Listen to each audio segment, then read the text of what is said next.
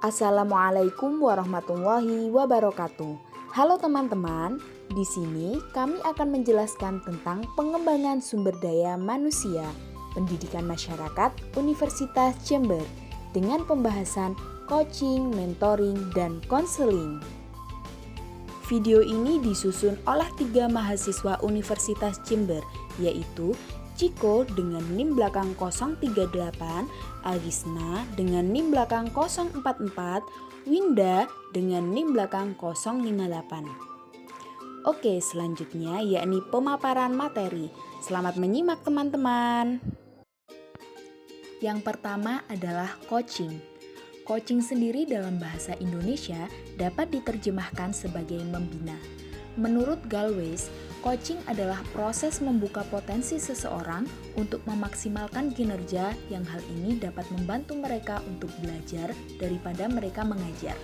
Coaching atau pelatihan merupakan solusi pendekatan individual, termasuk pembinaan dan pelatihan.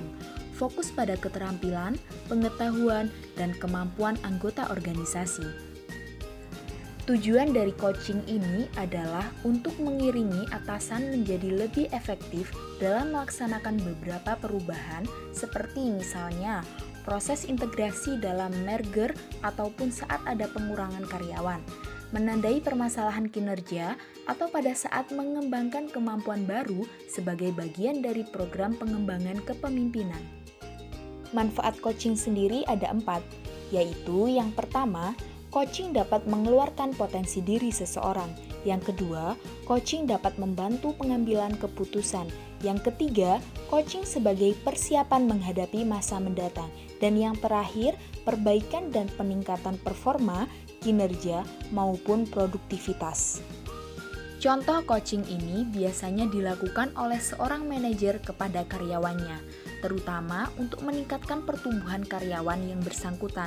Selain itu, contoh coaching karyawan lainnya seperti meningkatkan kepercayaan diri karyawan dan juga atasan dalam menyelesaikan problem dan meningkatkan kualitas hubungan dan komunikasi antara atasan dan juga bawahan. Materi selanjutnya yakni mengenai mentoring.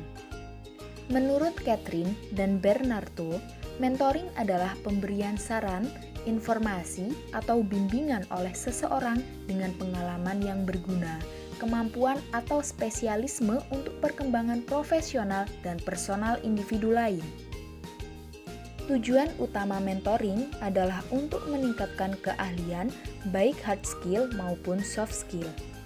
Manfaat mentoring sendiri dapat digunakan untuk sharing pengetahuan, memperluas jaringan, pengembangan dalam segi kemampuan, potensi perkembangan karir, pola pikir yang lebih baru, metode penyelesaian masalah, beragam dan tumbuh bersama, serta pembelajaran budaya baru.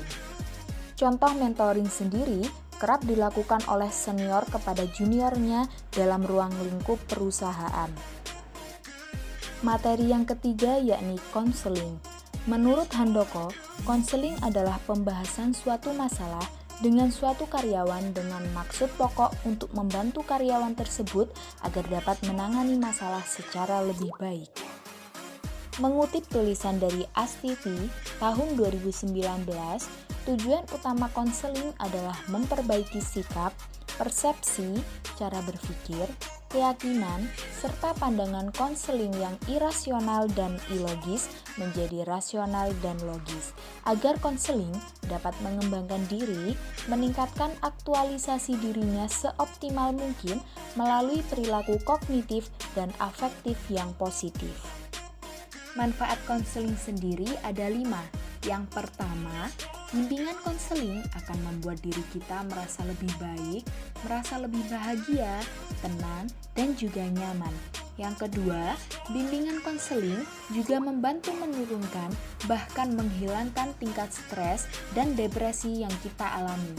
Yang ketiga, bimbingan konseling membantu kita untuk dapat memahami dan menerima diri sendiri dan orang lain.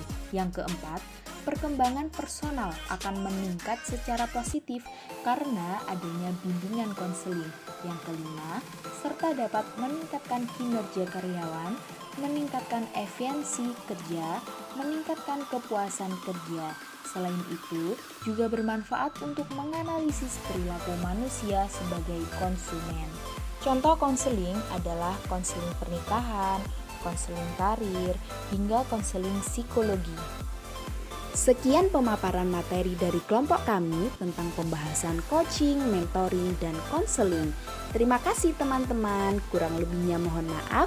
Wassalamualaikum warahmatullahi wabarakatuh.